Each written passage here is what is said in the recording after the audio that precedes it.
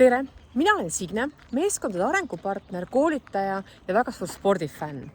Ja ma olen kokku pannud selleks suveks spetsiaalse programmi naistele sportides eneseteadlikuks. Ja seda programm on kokku pandud täiesti reaalsest vajadusest.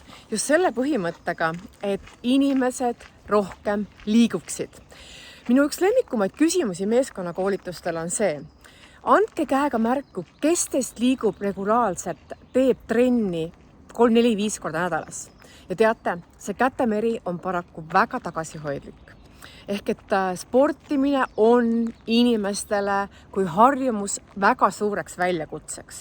Samuti märkan oma töös palju inimesi, kellel on segadus, madalat energiat ja kes ei oska justkui nagu iseenda väljakutseid nagu lahti arutada. Ja mina olen pannud need kaks kokku.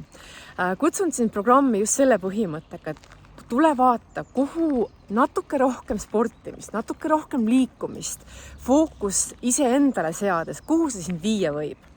Ma olen koondanud kokku programmi ka väga ägedad külalisesinejad, kes loovad väärtuslikku sisu just nendel samadel teemadel, miks inimesed tihtipeale oma harjumustega poolele teele jäävad, miks jääb see sportimine katki või miks see pingutus ei saanud õiget motivatsioonilaengut.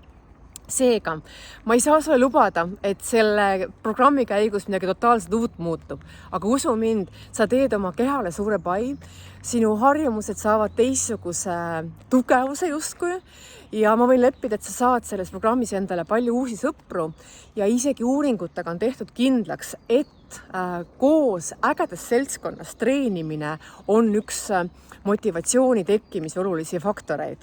Nii et mina ütleks selle kohta, anna endale võimalus, mina olen sellel teekonnal sulle toetavaks mentoriks ja usu mind, ükski hea mõte ei jää sind tabamata.